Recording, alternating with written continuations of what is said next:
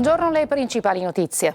A Palermo c'è anche la fidanzata di una delle vittime della strage di Monreale fra le persone coinvolte nella sparatoria di sabato notte in piazza Nascè. La ragazza ha tentato di disarmare il giovane. A Taormina arrestato un infermiere per abusi su un minore disabile. Le indagini partite da una segnalazione della scuola.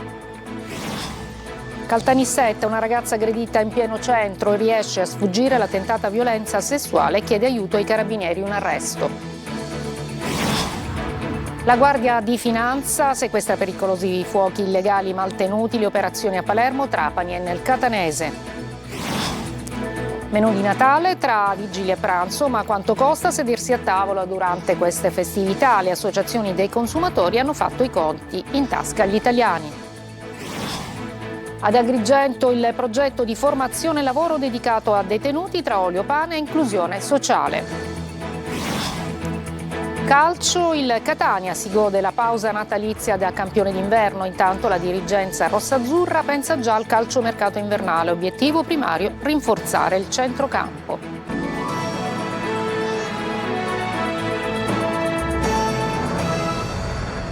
Buongiorno e benvenuti a questa edizione del mattino. E dunque a Palermo ci sono novità per quanto riguarda la sparatoria di sabato notte, perché c'è anche la fidanzata di una delle vittime della strage di Monreale che avrebbe tentato di disarmare il giovane che ha sparato contro e ferendo la 33enne. Sentiamo il servizio di Manlio Viola. C'è un imprevisto filo rosso accidentale che lega la sparatoria di sabato notte in piazza Nascè a Palermo, costata il ferimento di una giovane di 33 anni, con la strage di Monreale, avvenuta alla fine di aprile di quest'anno e costata la vita a 3 giovani del posto. Una circostanza che emerge durante le indagini. Valentina Peonio, la ragazza ferita, era uscita con un'amica sabato sera. Si tratta della fidanzata di una delle vittime proprio della strage di Monreale. È stata lei la prima a vedere il fucile nelle mani di Giuseppe Calì, il ventenne ora in stato di fermo. In un attimo la ragazza è ripiombata nell'angoscia di quei giorni, ma invece di scappare è andata incontro a Calì, che stava mostrando il fucile alla cugina. Voleva disarmarlo. È in questo frangente che parte il colpo dall'arma. Qui il racconto si fa confuso. La ragazza dice di averlo schiaffeggiato, alcuni testimoni sentono una donna dire a Calì di scappare, poi la Smart si mette in moto e va via, travolgendo anche 2 passanti. E qui c'è chi fotografa la targa dell'autovettura. La testimonianza della ragazza e la foto della targa sono i 2 elementi fondamentali che hanno permesso l'immediata identificazione del giovane del borgo. Altro capitolo riguarda invece il fucile. Si tratta di un'arma antica, un fucile del 1800. Calì dice di averlo trovato in un cassonetto e averlo portato con sé per mostrarlo alla cugina. Tutto il resto sarebbe accidentale, ma la versione fornita dal ragazzo è ancora in fase di verifica. Ma il senso di insicurezza la città di Palermo non lo vive soltanto per le vie della Movida. Mentre ancora si indaga sulla sparatoria di sabato notte, in via Brigata Verona, in tutt'altra zona della città, esplode un ordigno artigianale collocato in un distributore di sigarette accanto ad una delle più antiche e note pasticcerie. Danni al distributore e al gazebo del bar. Agli inquirenti adesso spiegare il messaggio. Restiamo a Palermo in tema anche di sicurezza, perché c'è l'allarme dei commercianti, dice siamo costretti a chiudere prima i nostri locali. I titolari infatti dei pub di via Lumia alzano la voce dopo questo ennesimo episodio di violenza che ha scosso la città e dicono occorrono maggiori controlli nella fascia oraria da mezzanotte alle 3 di notte. Marco Gullà.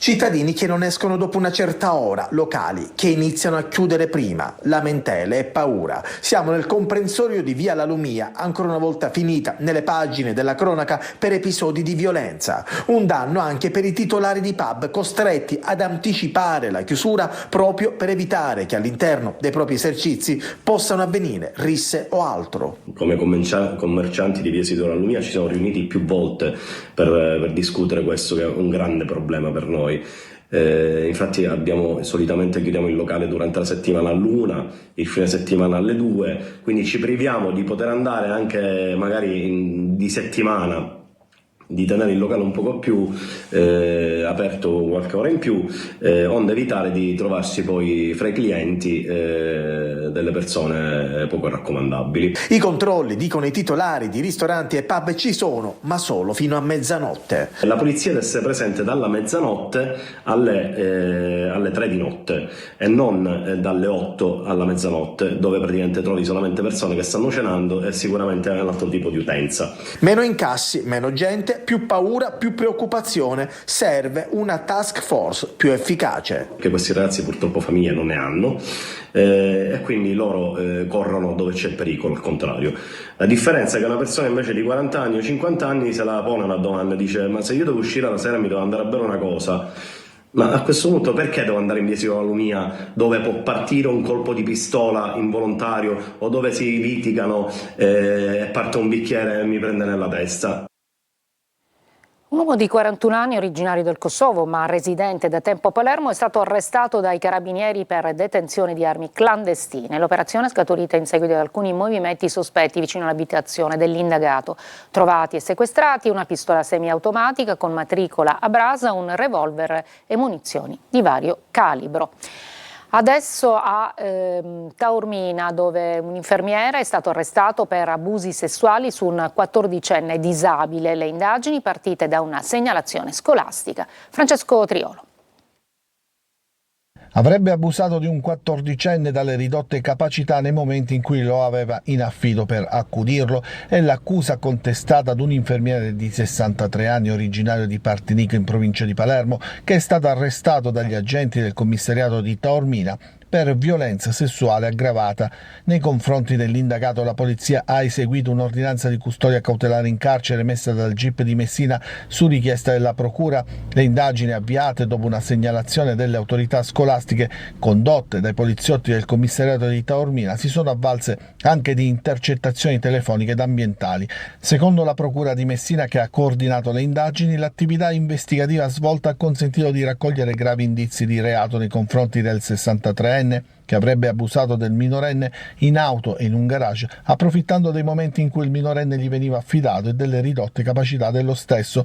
Il 63enne, dopo l'arresto, è stato condotto in carcere a Messina.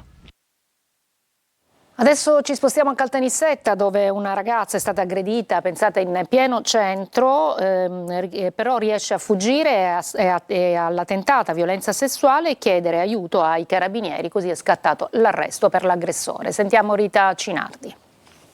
Stava camminando da sola lungo una via del centro storico di Caltanissetta per fare rientro a casa quando sarebbe stata avvicinata e molestata da uno sconosciuto. Vittima, una studentessa universitaria di 23 anni proveniente da un'altra provincia, che ha reagito con lucidità e coraggio, riuscendo a divincolarsi e chiedere aiuto. Secondo quanto ricostruito, l'uomo sarebbe sbucato improvvisamente da una delle vie del centro, si sarebbe avvicinato alla ragazza iniziando a palpeggiarla contro la sua volontà. La studentessa, nonostante l'imponente stazza dell'uomo, ha reagito urlando e attirando l'attenzione dei passanti, riuscendo infine a sottrarsi all'aggressione. Proprio in quel momento una pattuglia dei carabinieri della sezione radiomobile stava transitando nella zona per il controllo del territorio. I militari sono intervenuti immediatamente, bloccando l'uomo e prestando soccorso alla ragazza. Il presunto aggressore è un 32enne originario del Mali, in Italia da alcuni anni e senza fissa dimora. L'uomo è stato arrestato in flagranza con l'accusa di violenza sessuale. A suo carico risultano precedenti di polizia, ma non per reati di questa natura. Dopo l'arresto è stato condotto in carcere.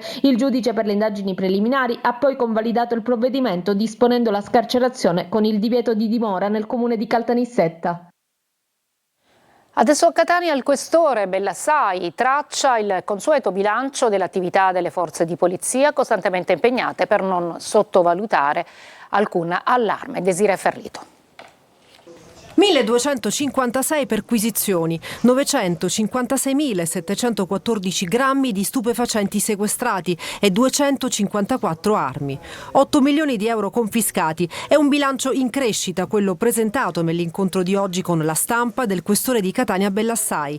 Tirate le somme di un anno impegnativo e complesso, sempre con le esigenze del cittadino e il benessere della città di Catania al primo posto. E i risultati sono, ritengo, dei risultati, come ho detto, lusinghieri, assolutamente positivi.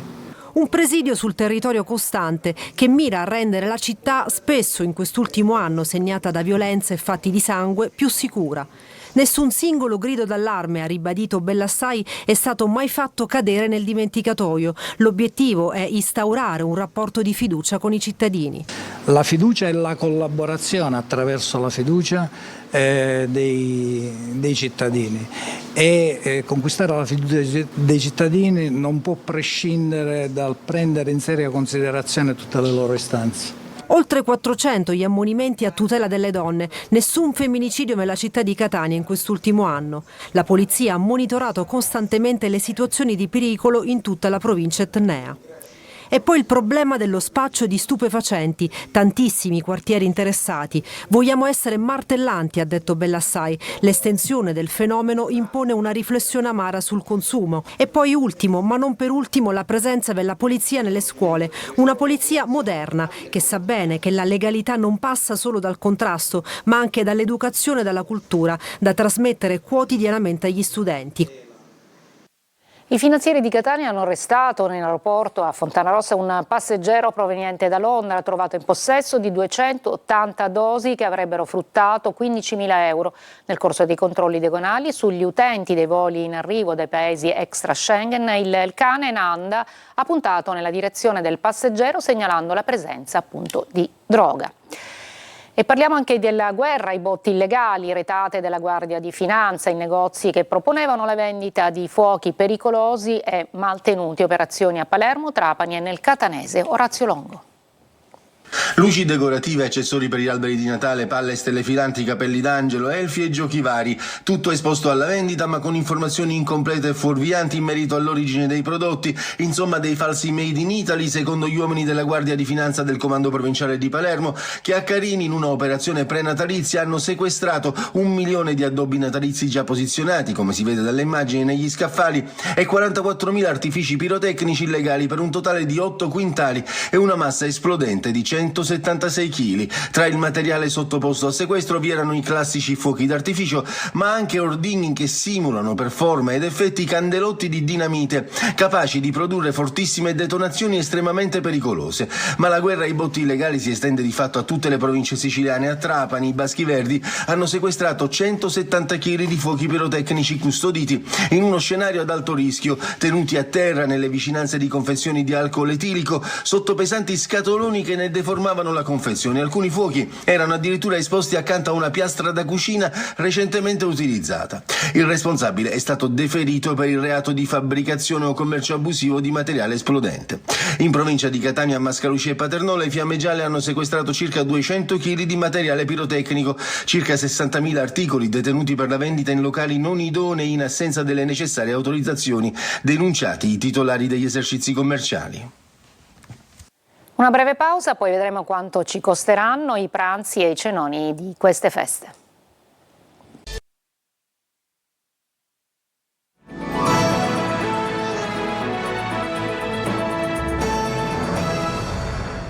Manca davvero poco al cenone di Natale e noi abbiamo fatto un poco un resoconto per vedere quanto costerà questi pranzi e queste cene in queste festività. Sentiamo il servizio di Simona Mazzone.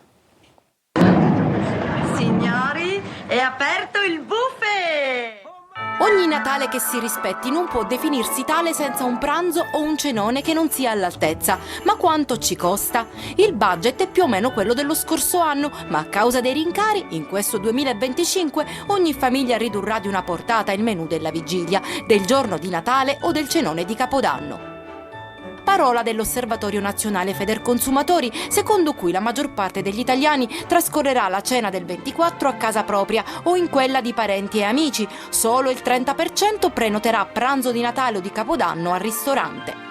Per l'indagine commissionata da Facile.it, circa 64 euro è la spesa media pro capite per pranzi e cene natalizie, per un totale di 2,7 miliardi di euro. Secondo il Codacons, cacao e cioccolato in polvere sono aumentati del 27% su base annua, il caffè del 18,4%, la carne tra il 7 e l'8%. Tra i cibi con prezzi maggiorati troviamo anche pesce e molluschi, pollo, frutta secca e noci, formaggi stagionati e uova, tutti prodotti in aumento dal 4 al 7%.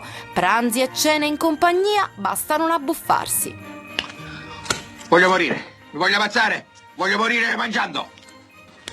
Cosa posso fare per farmi perdonare? Passami gli spaghetti, né? Alcuni dati sono in controtendenza, ad esempio l'olio di oliva scende il prezzo rispetto allo scorso anno di oltre il 17% e una lieve riduzione del costo degli spumanti, circa il 3%, che potrebbe rendere meno oneroso il tradizionale brindisi natalizio. Moglie mia, io non so dove sei, ma ovunque tu sia, io faccio un brindisi alla facciaccia tua. E alla salute mia!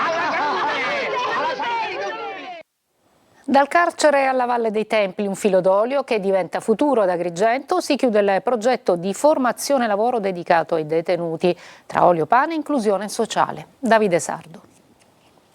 Dal carcere alla Valle dei Templi, passando per il lavoro, la dignità e la speranza. Ad Agrigento si chiude così l'edizione 2025 di Viaggiare su un filo d'olio, un progetto che unisce istituzioni, territorio e inclusione sociale. La casa circondariale Pasquale di Lorenzo, il parco archeologico della Valle dei Templi ed il frantoio Val Paradiso di Naro hanno guidato un percorso formativo rivolto alle persone recluse. Un'ipotesi di reintegro con un lavoro che riguarda poi il recupero del paesaggio. Dalla sicurezza sul lavoro in ambito agricolo alla raccolta delle olive, tra l'oliveto all'interno del carcere e quello del parco, poi la molitura e a chiudere un corso di panificazione negli spazi di Casa Diodoros. Anche riuscire ad andare fuori e quindi poter guardare il tramonto, poter guardare la valle, riuscire a sentire gli odori, riuscire a toccare la terra. Ecco, è questa l'attività che è la missione soprattutto che come amministrazione penitenziaria vogliamo portare avanti. Un'esperienza concreta di formazione e lavoro che si conclude con la degustazione del pane e dell'olio prodotti dai detenuti, un filo d'olio che diventa filo di futuro. Breve pausa, poi il calcio col Catania che pensa già al calciomercato invernale.